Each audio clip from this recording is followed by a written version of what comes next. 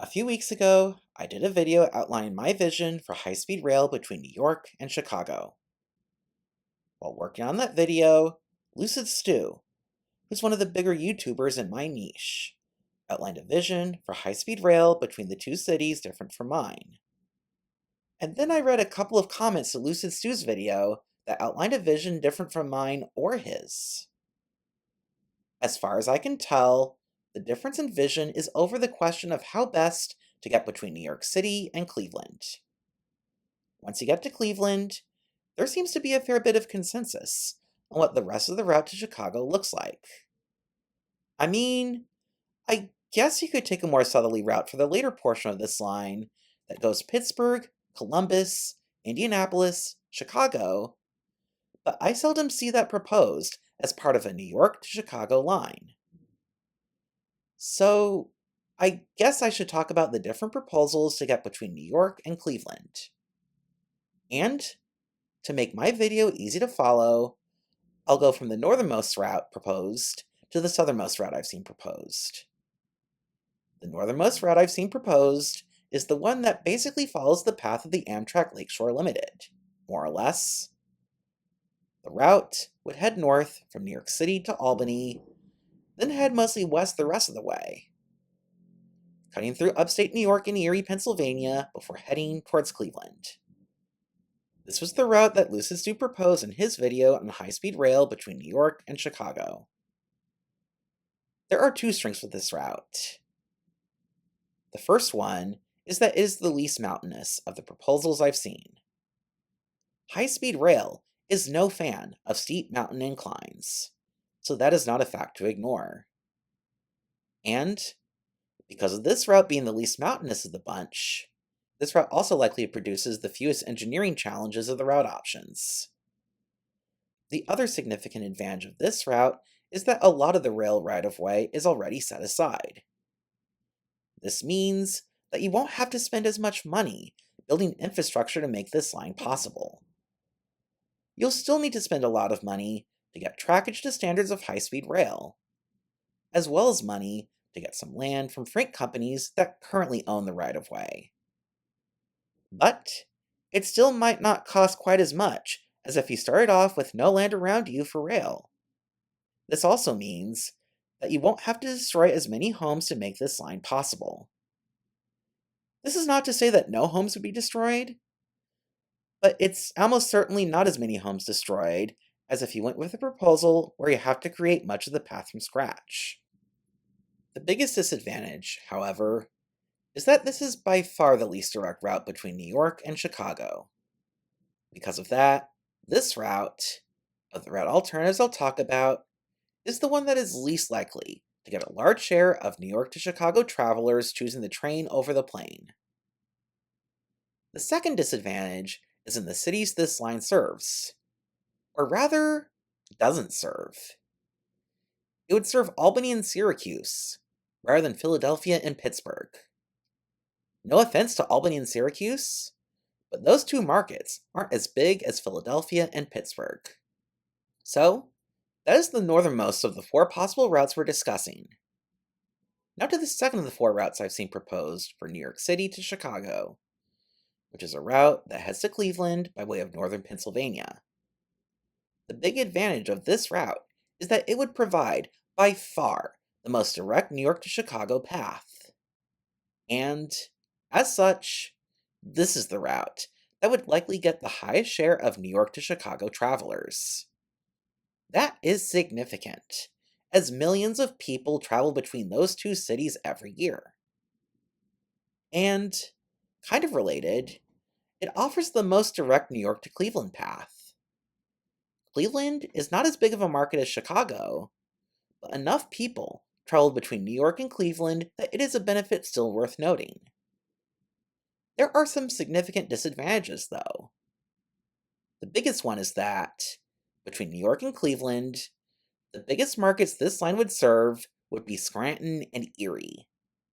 No offense to Scranton or Erie, but when you could choose a route that serves mid-sized cities like Albany and Syracuse, or large cities like Philadelphia and Pittsburgh, a route whose biggest stops between New York and Cleveland would be Scranton and Erie seems kind of dubious, especially given how expensive high-speed rail is.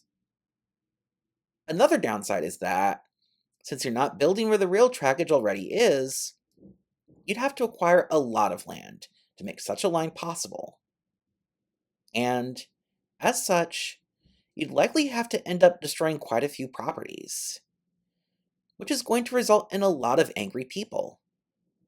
And it will likely cost a lot of money to acquire a lot of land.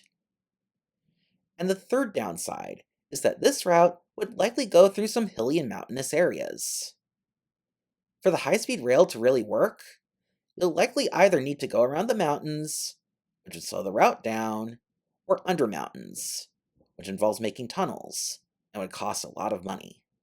While it would be nice to have a high-speed rail line between New York and Chicago that is rather direct, the downsides of this option are rather problematic. Now to the third possible route, which is to follow the path of Amtrak's Pennsylvania to Pittsburgh, and then the Amtrak Floridian the rest of the way to Chicago. This path would serve Philadelphia and Pittsburgh, not to mention the endless major suburb that is Central Jersey. And those are major markets we cannot overlook. Lancaster, Altoona, and Harrisburg would be smaller cities also on this route. So, from a serving major city standpoint, this line is a big win. And the line serves major cities without having to acquire a lot of new right-of-way. Sure, some new trackage would need to be built, but as this route would more or less follow existing trackage the whole way, it comes with the benefit of hopefully not having to destroy as many properties as with some other proposals being mentioned in today's video. So, if we're serving major markets, and hopefully not destroying that many properties with this proposal, what could possibly be wrong with this? Actually, a fair bit. The first problem is that the Amtrak Pennsylvanian route between Harrisburg and Pittsburgh curves around. A lot. And another thing that high-speed trains don't like, aside from elevation change, is curves. So that's an issue that will slow the speed significantly, as well as create some alliteration apparently. And at that point, is it really high-speed rail anymore? It's a question I ask, with all due honesty. And the second major problem is that this is a rather indirect way to get between New York and Chicago, made even more indirect by the fact that it gets between Harrisburg and Pittsburgh in not the most straightforward of ways.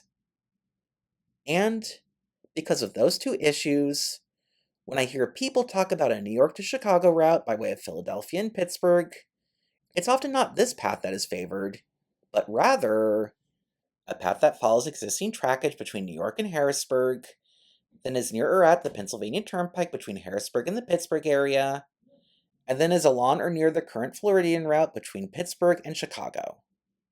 This route is not as indirect as the previous route I mentioned, so that's a plus. In fact, of the 4 possible routes I've outlined, it's probably the second most direct route between New York and Chicago. And it still manages to serve Philadelphia and Pittsburgh, which is definitely a plus. Though, the fact that it is nowhere near as direct as the most direct route could hurt how many people take the train between New York and Chicago, due to a less direct route taking up more travel time.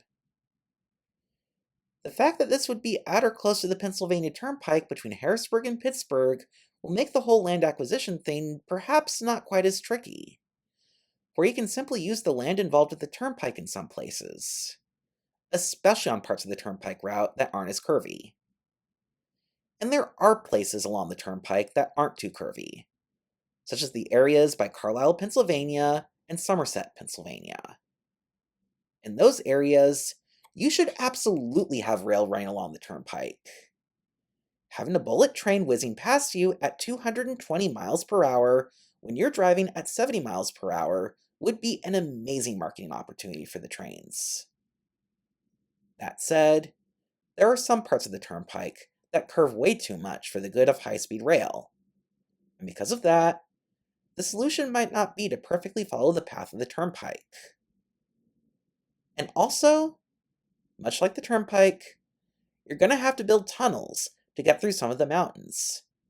There is just no way around that terrain-wise. So the big downside, so to speak, is the engineering challenge of building high-speed rail through some of those mountains between Harrisburg and Pittsburgh. This was, more or less, the version of a New York to Chicago high-speed train I propose on my channel because it's the version I like the most. But, even with my personal favorite, even this version has some flaws.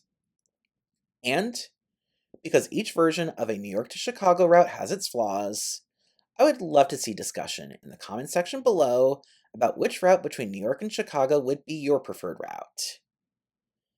Assuming you think that there should be high-speed rail connecting the two cities, of course, as I could see a few viewers being skeptical as to whether New York to Chicago is too long of a distance for high-speed rail. Make sure to also like this video and subscribe to my channel for more content on imagining better mass transit in the United States. Thank you, and have a good day.